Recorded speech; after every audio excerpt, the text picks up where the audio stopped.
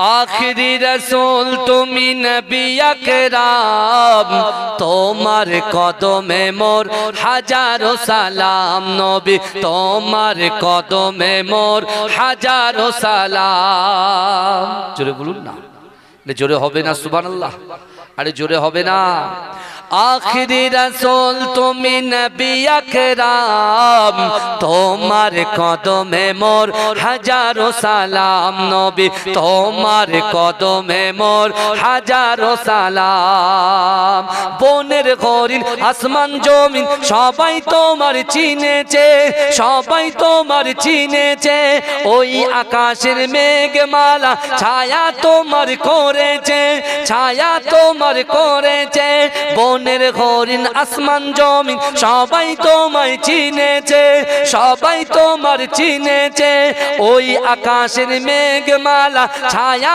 तोमार करेছে छाया तोमार करेছে मिशकेर आतोर जार गाয়ের ওই ঘাম मिशकेर आतोर जार गाয়ের ওই ঘাম तोमार कदमे मोर हजारो सलाम नबी तोमार कदमे मोर हजारो सलाम आखिरी रसूल तुमी नबी अकराम तोमार कदमे मोर हजारो सलाम नबी तोमार कदमे मोर हजारो सलाम आबू बकर उस्मान आली सबाई नबीर दीवाना सबाई नबीर दीवाना बुके गरम पाथर बेलाल नबीजी रे बोले ना नबीजी रे बोले ना आबू बकर उस्मान आली सबाई नबीर दीवाना सबाई नबीर दीवाना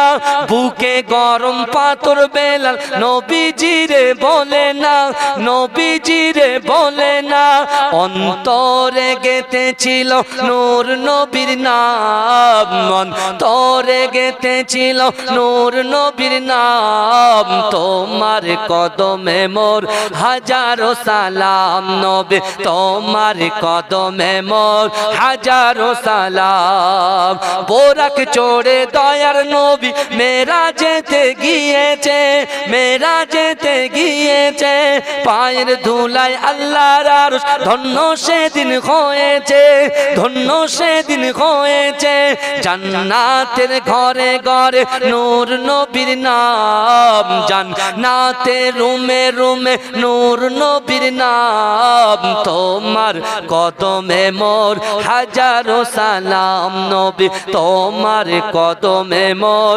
হাজারো সালাম পাথর কাকর জাগার প্রেমে কলেমা দরুদ পড়েছে কলেমা দরুদ পড়েছে মুচকি হাসি দেখে কত বেদিনী মানে নেছে বেদিনী মানে নেছে আমার নবীর সেই মধুমাখা নাম আমার নবীর সেই মধুমাখা নাম তোমার কদমে মোর হাজারো সালাম আল্লাহুম্মা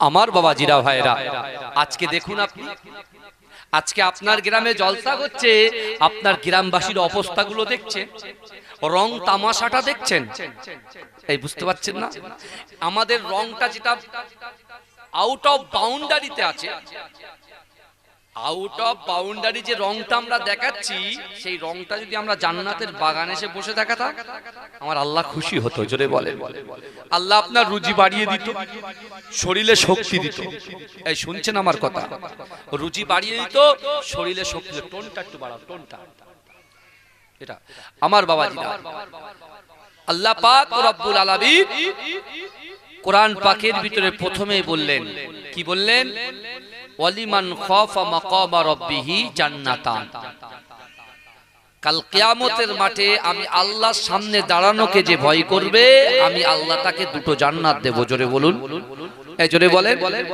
আর আল্লাহর রাসূল এমন একটা টাইমে ঘর থেকে বার হলেন যে টাইমে সচরাচর আমরা বার হই না বুঝতে পেরেছেন? রাসূল বাইরে বার হলেন, বাইরে বার হবার সাথে সাথে রাসূল দেখছেন হযরত আবু বকর সিদ্দিক রাদিয়াল্লাহু তাআলা আনহু, হযরত ওমর ফারুক রাদিয়াল্লাহু তাআলা আনহু দুজন কিন্তু বাইরে বসে আছে। আল্লাহ রাসূল জিজ্ঞাসা করলেন, বাবা আবু বকর, বাবা উমর, কি ব্যাপার, তোমরা এই সময় এখানে? তাহলে বুঝতে পারছেন তো, তোমরা এই সময় এখানে?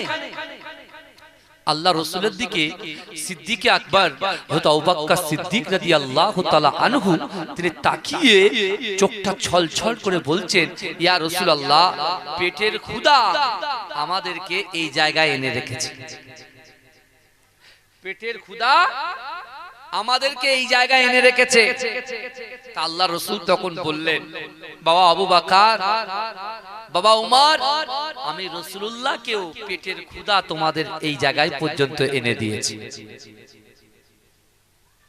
আজকে এই গ্রামে এতগুলো মানুষ, এতগুলো বাড়ি, আলহামদুলিল্লাহ, কত বাইরে থেকে মেহমানরা এসেছেন রাসূলুল্লাহ সুন্নাত আদায় করতে। কারণ এক মুসলমানের অপর মুসলমানের যে হক আছে, সেই হকের ভিতরে একটা কুটুমকে বজায় রাখে। এই বুঝতে পেরেছেন? কুটুমকে কি করা? বজায় রাখা। কিন্তু কেমন বজায় করব? কেমন বজায় করব? আমার ভাইরা এসেছেন, আত্মীয় স্বজন এসেছেন, আলহামদুলিল্লাহ, খাওয়া দাওয়া করবে, আস্তে আস্তে জান্নাতে এসে বসবে। বাড়ির লোকগুলো আস্তে আস্তে জান্নাতে এসে বসবে। আপনি বুকে হাত দিয়ে বলেন তো, একটা বাড়ি দেখাতে পারবেন যে হুজুর আমাদের বাড়িতে 10 দিন 20 দিন ধরে খাওয়া হয় না? যাকে সৃষ্টি না করলে আল্লাহ পাক কুল কায়নাত সৃষ্টি করতেন না, যাকে সৃষ্টি না করলে পৃথিবীতে আমরা আসতে পারতাম না, সে হাবিবে লাবিবে তাবিব জনাবে মুহাম্মদ মুস্তাফা বলছে যে ক্ষুধার জ্বালায় আমাকে ঘর থেকে বাইরে বার করে দিয়েছে। চিন্তা কর, আল্লাহর রাসূল তানাকে আল্লাহ সৃষ্টি না করলে দুনিয়ায় কিছুই সৃষ্টি করতেন না। সেই বিশ্ব নবী রাসূল সাল্লাল্লাহু আলাইহি ওয়াসাল্লামের বরকতে, রাসূলুল্লাহর ওসিলায় আল্লাহ দৈনন্দিন আমাদের বাড়িতে, আমাদের ঘরে, আপনার বাড়িতে, আপনার দোকানে, আপনার বাজারে, আপনার ব্যবসায় আল্লাহ বরকত দিচ্ছেন। জোরে বলুন, এই জোরে বলবেন না? ওয়াজ বুঝতে পারছেন তো? আর আমরা কি করছি? আল্লাহর দেওয়া রুজি ভক্ষণ করছি আর মানুষের গুণগান গাইছি। আল্লাহর দেওয়া যৌবন গিফট হিসেবে পেয়েছি রাসূলুল্লাহর কদমের ওসিলায়। এই যৌবনটাকে আমরা বিয়ের আগে যেটা হালাল ছিল, হালাল পন্থা না গিয়ে আমরা হারাম পন্থা ইউজ করছি। ভালো করে বুঝবেন যে আল্লাহ আমাদের চোখ দিল পিতা মাতার দিকে এক নজরে দেখার জন্য, যে আল্লাহ আমাদেরকে চোখ দিল আল্লাহর পবিত্র আল কোরআন পড়ার জন্য, যে আল্লাহ চোখ দিল এই চোখ দিয়ে সৎ জিনিসটা দেখবে, সৎ কাজগুলো দেখে থেকে করবে, সৎ জিনিসগুলো বেছে বেছে নেবে। কিন্তু সে জায়গায় দেখুন চোখটা দিয়ে আমরা বাজে কাজে নিয়োজিত করছি। আল্লাহ রাসূল সাল্লাল্লাহু আলাইহি ওয়াসাল্লামের দুইজন সাহাবা যখন এমন করে বাইরে দাঁড়িয়ে আছে, বসে আছে, আল্লাহ রাসূল যখন জিজ্ঞাসা করলেন কি ব্যাপার এখন এরকম টাইমে কেন, তখন ওরা বললেন কি যে ক্ষুধার জ্বালায় বাড়ির বাইরে বার হয়ে এসেছি। আল্লাহ রাসূল দুইজন সাহাবার হাতটা ধরলেন, ধরে আল্লাহ রাসূল এক আনসারী সাহাবার বাড়িতে নিয়ে গেলেন। জোরে বলবেন না? আল্লাহ রাসূল এক আনসারী সাহাবার বাড়িতে নিয়ে গেলেন। আল্লাহ রাসূলের দুই রকম সাহাবা ছিলেন, একটা হচ্ছে আনসারী সাহাবা আর একটা হচ্ছে মুহাজির সাহাবা। মুহাজির কাকে বলে, আনসারী সাহাবা কাকে বলে? মুহাজির যারা মক্কা থেকে বিশ্বনবী রাসূলুল্লাহ সাল্লাল্লাহু আলাইহি ওয়াসাল্লামের মুহাব্বত, ভালোবাসায়, প্রেম প্রীতিতে তাদের জীবনের থেকে রাসূলকে ভালোবেসে তাদের বাচ্চা ছেড়ে দিয়ে, সন্তান ছেড়ে দিয়ে, পুত্র ছেড়ে দিয়ে, কন্যা ছেড়ে দিয়ে ইসলামের ঝান্ডাটাকে উত্তোলন করার জন্য, এই কোরআনটাকে বন্টন করার জন্য আল্লাহর রাসূলকে সাথ দিয়ে যারা তাদের বাসভবন ছেড়ে, জন্ম ভিটা ছেড়ে আল্লাহর রাসূলের হাত ধরে মদিনায় চলে এসেছিলেন। জোরে বলুন, তারাই হচ্ছে মুহাজির সাহাবা। আর মদিনাতে যারা ছিলেন, মদিনাতে যাদের বাসভবন, মদিনাতে যাদের জন্ম, সেখানে যারা ছিল রাসূলুল্লাহর হাতে হাত দিয়ে কলেমা পড়ে মুসলমান হয়েছে, তারা হচ্ছে আনসারী সাহাবা। আল্লাহ রাসূল সাল্লাল্লাহু আলাইহি ওয়াসাল্লাম দুইজন সাহাবাকে নিয়ে যখন আনসারী সাহাবার বাড়ির দিকে এগিয়ে যাচ্ছেন, আনসারী সাহাবা বাড়িতে ছিল না। আল্লাহর রাসূলের ওই আনসারী সাহাবার স্ত্রীটা পর্দার ভিতর থেকে তিনি দেখছেন যে আমার বাড়ির দিকে তিনজন মেহমান আসছে। কে? যাকে সৃষ্টি না করলে আল্লাহ কিছুই সৃষ্টি করতেন না, আমাদের রাহবার হযরত মুহাম্মদ মুস্তাফা সাল্লাল্লাহু আলাইহি ওয়াসাল্লাম। জোরে বলুন। দ্বিতীয় দুইজন জান্নাতের সার্টিফিকেট ওয়ালা ফেরেশতা সাহাবা, দুইজন জান্নাতি সার্টিফিকেট প্রাপ্ত সাহাবা আবু বকর এবং হযরতে উমর হুজুর আমার বাড়িতে আসছে। অর্থাৎ আল্লাহ আপনি আজকে আমাদেরকে মেজবান হিসেবে কবুল করলেন আর আমাদের বাড়িতে এরকম মেহমান পাঠিয়ে দিলেন। জোরে বলুন। শুকরিয়া আদায় করছেন, সুবহানাল্লাহ পড়ছেন, আলহামদুলিল্লাহ পড়ছেন, আল্লাহু আকবার বলে তাকবীরও দিচ্ছেন। জোরে বলবেন না? আমার রাসূল যখন গেলেন, রাসূল যাবার পরে রাসূল এদিক ওদিক তাকিয়ে দেখছেন যে সেই আনসারী সাহাবা বাড়িতে নাই। রাসূল পর্দার ভিতর থেকে জিজ্ঞাসা করলেন, মা আমার সেই সাহাবা কোথায়?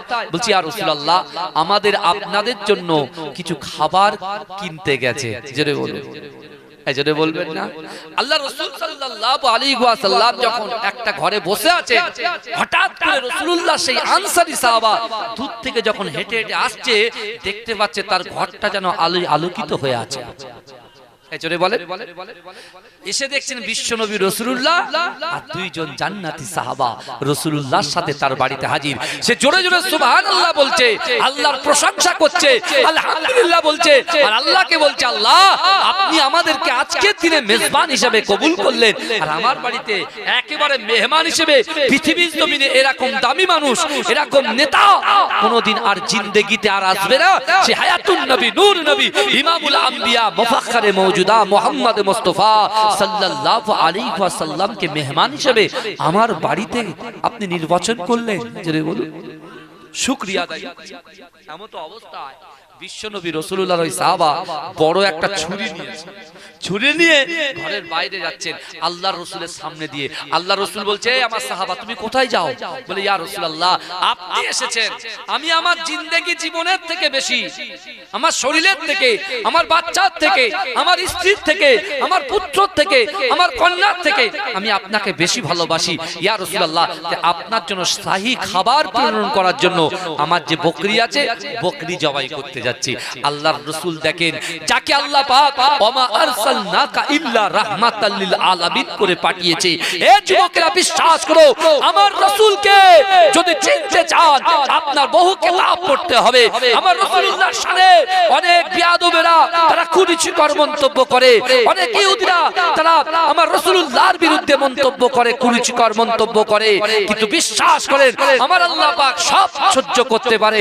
আমার রাসূলুল্লাহর কষ্ট, আমার রাসূলুল্লাহর শানে বিয়াদবিটা আমার আল্লাহ সহ্য করতে পারে না। জোরে বলুন। আমরা যদি চুপচাপ বসে থাকি আল্লাহ কাজ করে দেবে কুন ফায়াকুনের মাধ্যম দিয়ে। বুঝছেন আমার কথা? আল্লাহ রাসূল সাল্লাল্লাহু আলাইহি ওয়াসাল্লাম জিজ্ঞাসা করছেন, তো তুমি ছুরি নিয়ে যাচ্ছ?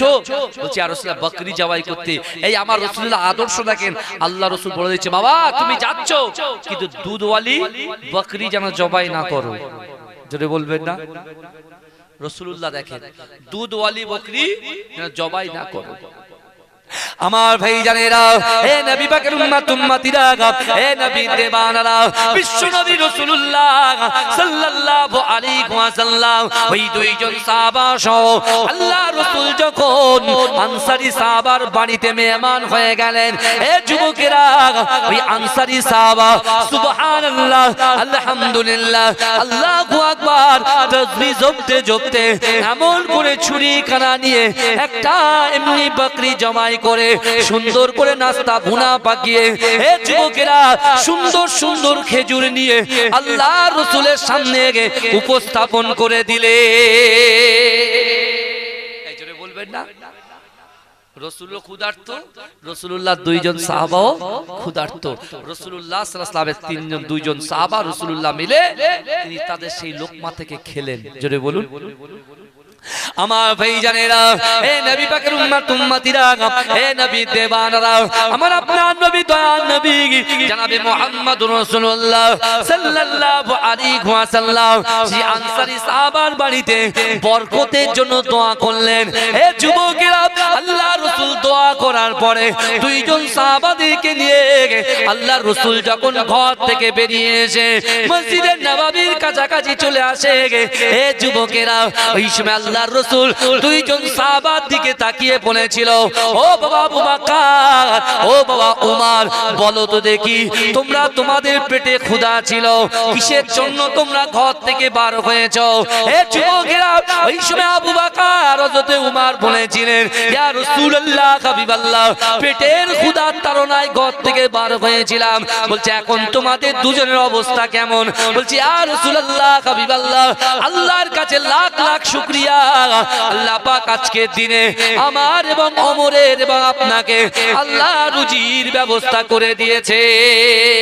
হে যুবকেরা, এই হাদিসটা এই জন্য বলতে চাইছিলাম, আল্লাহ রাসূল একটা উক্তি করেছিল।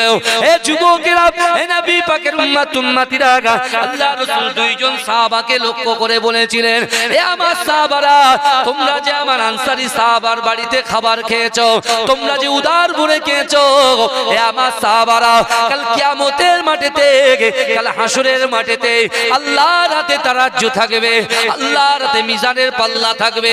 আল্লাহ পাক রব্বুল আলামিন তোমরা এই খাবার জন্য আল্লাহ পাক তোমাদের থেকে চুল চিরা হিসাব নেবে। না না না, তোমরা যে খাদ্য গ্রহণ করেছো, তোমরা যে আল্লাহর দেওয়া রুজি ভক্ষণ করেছো, এই ভক্ষণ করা রুজিকে কাল কিয়ামতের মাঠে আল্লাহর কাছে জবাব দিতে হবে।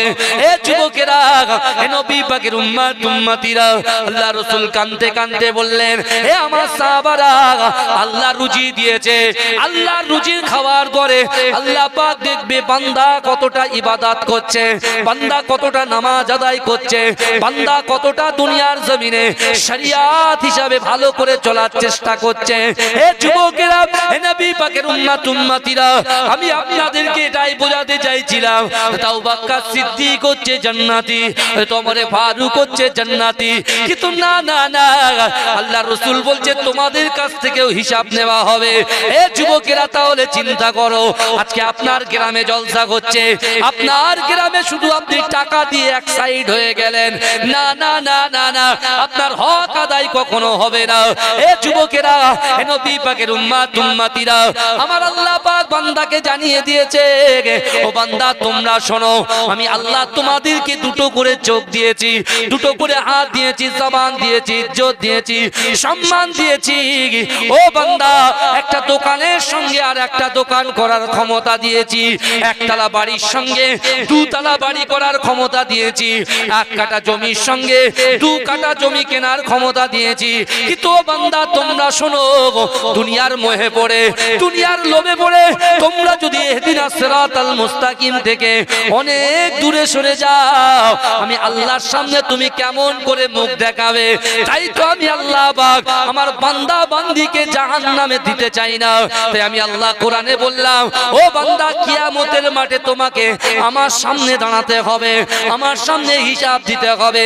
কিন্তু যুবকেরা, আমার আল্লাহ কত দয়ালু, আমার আল্লাহ বললে, বান্দা আমি আল্লাহ তোমাদেরকে জানিয়ে দিলাম, কিয়ামতের মাঠে আমার সামনে দাঁড়ানোকে যদি তোমরা ভয় করো, আমি আল্লাহ ওয়াদা করলাম তোমাদের জন্য দুটো জান্নাত পুরস্কার করে দেব।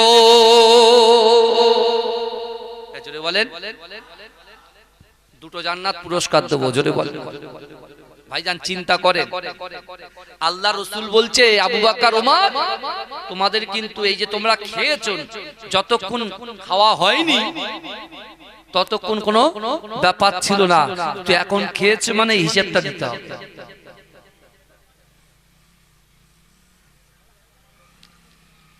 আমার ভাইরা, বাবাজি,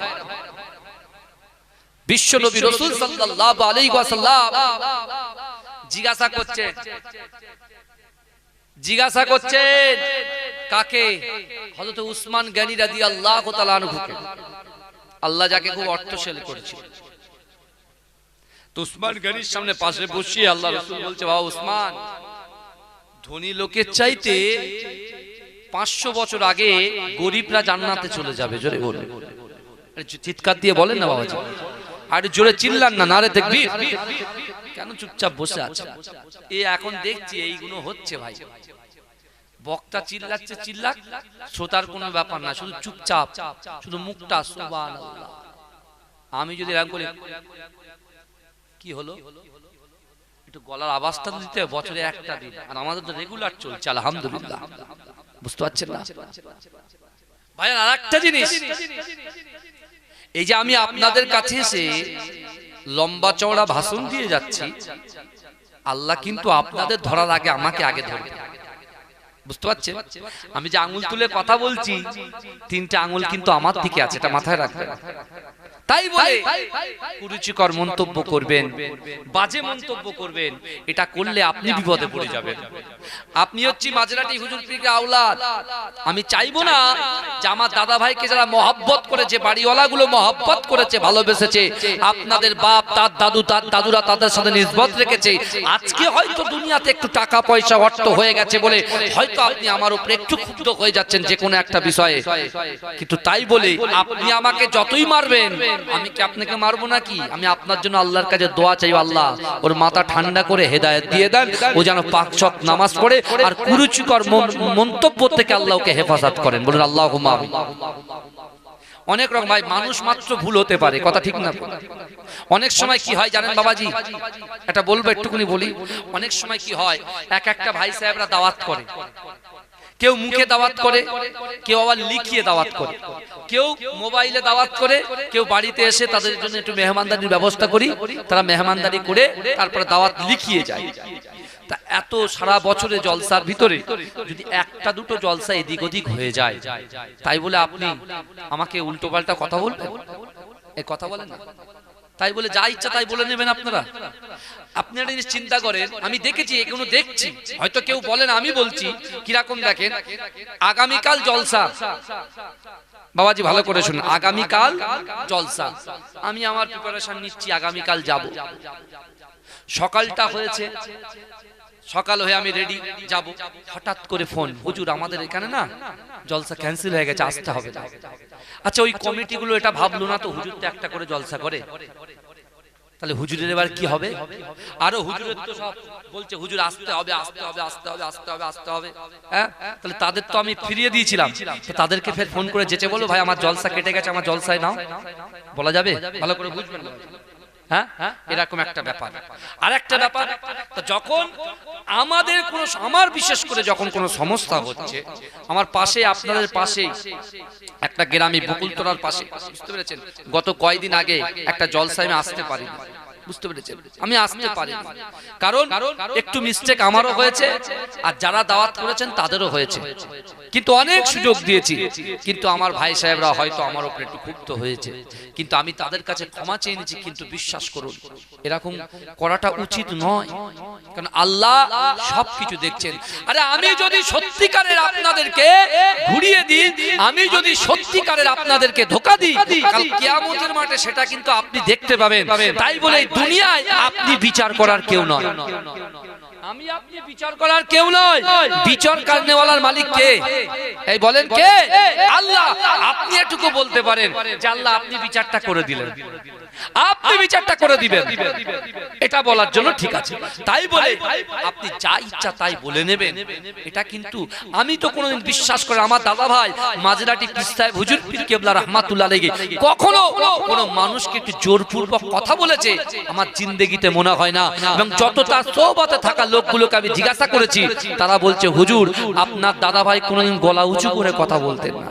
আর সেই বাড়ির আওলাদ কিন্তু আমি জিন্দেগিতে বিশ্বাস করেন, বিশ্বাস করেন। অনেকে বলে বিশাল বড় বক্তা হয়ে গেছে, অনেক বড় ব্যাপার হয়ে গেছে, হ্যাঁ এখানে যায় সেখানে যায়, যেখানে বেশি টাকা দেয় সেখানে চলে যায়, এই সব কথা নিয়ে আলোচনা করে। আমি এই কদিন ধরে দেখছি একটা ট্রোল চলছে, দয়া করে আমি আপনাদেরকে বলছি বিশ্বাস করেন, আল্লাহ রাসূল বলছে শোনো, আবু বকর ওমর তোমরা যে চলাফেরা করেছো, তোমরা যে খাদ্য গ্রহণ করেছো, আল্লাহর কাছে কিন্তু কাল কিয়ামতের মাঠে এই ছোট্ট 10 মিনিটের খাওয়ার ভিতরে তোমরা যা খেয়েছো আল্লাহর কাছে হিসাব দিতে হবে।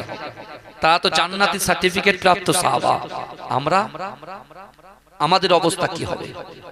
আমরা আল্লাহর দেওয়া রুজি ভক্ষণ করছি, কিন্তু মুখে বলি রসুলকে ভালোবাসি, কিন্তু যখন কোনো সময় রাসূলুল্লাহর বিরুদ্ধে কুরুচিকর মন্তব্য করে তখন আমরা বাড়িতে বসে বসে লাইভ দেখি, একবারও নিজে হেঁটে সেই স্পটে যাওয়ার চেষ্টা করি না।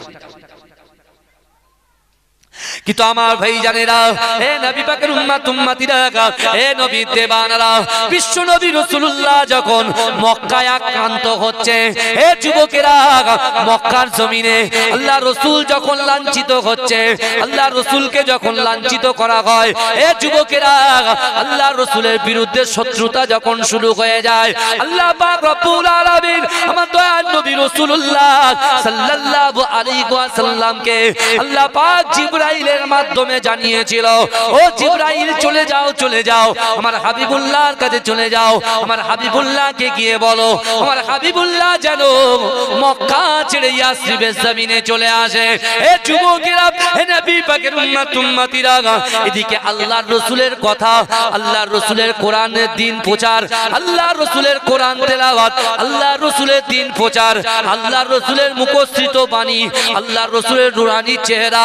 এ যুবকেরা, মক্কার জমিনে আউট কান্ট্রি থেকে যে সকল বাচ্চাগুলো এসে, যে সকল মানুষগুলো এসে আল্লাহর রাসূলের হাতে হাত দিয়ে কলেমা পড়ে মুসলমান হয়ে যে যার বাড়িতে যখন গিয়েছিল, এ যুবকেরা, তারা সেখানে গিয়ে আলোচনা করে মুহাম্মাদের মতো ব্যক্তি এই পৃথিবীর জমিনে একটাও খুঁজে পাওয়া যাবে না। জোরে বলে, রাসূলুল্লাহ তখন মক্কায়, কিন্তু রাসূল মক্কায় থাকলে কি হবে, মক্কার বাইরে থেকে যারা ব্যবসার জন্য মদিনায় আসতেন তারা রাসূলুল্লাহর ব্যবহার, রাসূলুল্লাহর কোরআন তেলাওয়াতে শুনে মুগ্ধ হয়ে হাতে হাত দিয়ে কলেমা পড়ে মুসলমান হয়ে গেলেন। জোরে বলে, বিশ্বনবী রাসূল সাল্লাল্লাহু আলাইহি ওয়াসাল্লাম যখন মক্কাতে আছেন, এদিকে মদিনার নাম হচ্ছে ইয়াসরিব, ওই ইয়াসরিবের জমিনে একজন খোড়া সাহাবা যার নাম হচ্ছে ওমর ইবনুল জামুহ। কি নাম বললাম? ওমর ইবনুল জামুহ। এক পায়ে ভর করে চলে, অর্থাৎ একটা পা খোড়া, কোন লাঠি ইউজ করে না। তার কর্ণগোড়ে গেছে যে আখিরি জামানার নবী মুহাম্মদ মুস্তাফা সাল্লাল্লাহু আলাইহি ওয়াসাল্লাম মক্কা ছেড়ে মদিনায় আসবে, কিন্তু তার বয়স হয়ে যাচ্ছে। সে আল্লাহর কাছে দু হাত উত্তোলন করে আল্লাহকে বলছে, আল্লাহ হুজুরকে তো দেখি না, কিন্তু আমার জীবনের থেকে বেশি মহব্বত করি আল্লাহ, যতক্ষণ পর্যন্ত হায়াতুন নবী নূর নবী মুফাক্খারে মওজুদা মক্কা থেকে মদিনায় না আসবে আর সেই রাসূলের হাতে হাত না দিয়ে কলেমা পড়ে মুসলমান না হওয়া পর্যন্ত আল্লাহ আপনি আমাকে মৃত্যু দেবেন না। আল্লাহকে বলছে, আল্লাহ আমি সেই রাসূলুল্লাহর সঙ্গে যুদ্ধে যেতে চাই, দ্বীন প্রচারের জন্য, ইসলাম প্রচারের জন্য, কোরআন বন্টনের জন্য, পর্দার জন্য, সুদের বিরুদ্ধে, এই সকল বিরুদ্ধে গিয়ে রাসূলুল্লাহ সাথ দেন, এই নিয়ত করেছে। এই শুনছেন? কিন্তু আমার ভাই জানেরা, হে নবী পাকের উম্মত উম্মতিরা, হে নবী দেবানারা, সেই ওমর ইবনুল জামুর মনের ভিতরে একটা নিয়ত ছিল, না না না, বিশ্ব নবী রাসূলুল্লাহ সাল্লাল্লাহু আলাইহি ওয়াসাল্লাম যখন মদিনার জমিনে আসবে, আমি রাসূলুল্লাহর হাতে হাত দিয়ে কলেমা পড়ে মুসলমান হয়ে যাব। আর না না না, আমি এক পায়ে ভর করে আল্লাহর রাসূল যখন কোন জিহাদে যাবে, রাসূল যখন দ্বীনের দাওয়াতে যাবে, রাসূল যখন কোন যুদ্ধে যাবে, আমি ওমর ইবনুল জামুহ আল্লাহ রাসূলের সঙ্গে যাব, আল্লাহ রাসূলের সঙ্গে গিয়ে ওই যুদ্ধ করতে করতে শহীদ হয়ে যাব। আর যে শহীদ হবে সে কোথায় যাবে? জান্নাতে যাবে। জোরে বলবেন না? যে শহীদ হয়ে যাবে সে কোথায় যাবে বাবাজি?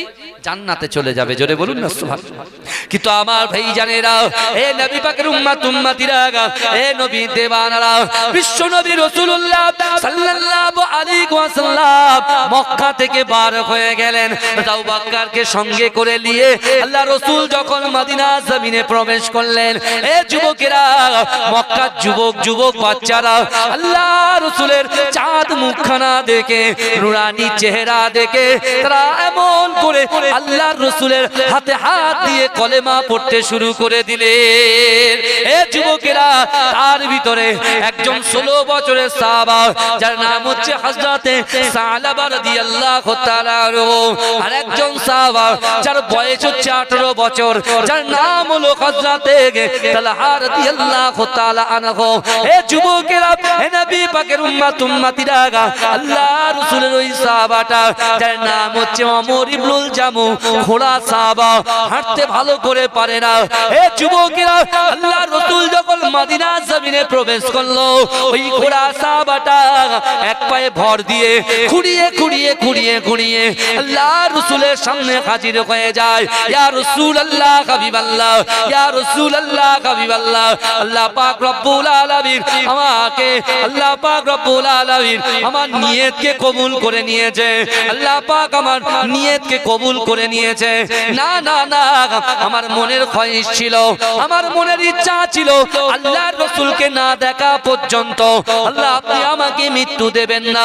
আল্লাহর রাসূলকে যখন পেয়েছি, নিশ্চয়ই আল্লাহর কাছে এই তামান্না ছিল, ওগো রব্বুল আলামিন, আল্লাহ রাসূলুল্লাহর সঙ্গে যুদ্ধে যাব, আর ওই যুদ্ধে গিয়ে আমি শহীদ হয়ে যাব, আর ওই শহীদ যেখানে হব ওই জায়গায় আমার কবর হয়ে যাবে। আর আমার কবরটা যখন হয়ে যাবে, আমার কবরটা আল্লাহর রাসূলের সামনে যখন এমন করে রাসূল হাত তুলে দোয়া করবে, আমার কবরটা জান্নাতে পরিণত হয়ে যাবে। জোরে বলে। তখন ওমর ইবনুল জামু রাসূলুল্লাহকে কাছে ছুটে গেলেন খুঁড়িয়ে খুঁড়িয়ে, আর আমাদের আল্লাহ দুপা সলিড দিয়েছে। বলেন, মাঠে সময় দিচ্ছি, দোকানে সময় দিচ্ছি, ক্লাবে সময় দিচ্ছি, বন্ধুর বাড়িতে সময় দিচ্ছি, বান্ধবীর বাড়িতে সময় দিচ্ছি, বোনায়ের বাড়িতে সময় দিচ্ছি, শ্বশুরের বাড়িতে সময় দিচ্ছি, সব জায়গায় সময় ঠিকঠাক দিচ্ছি, কিন্তু নামাজে, জিকিরে, ফিকিরে, কোরআন তেলাওয়াতে সেখানে আর টাইম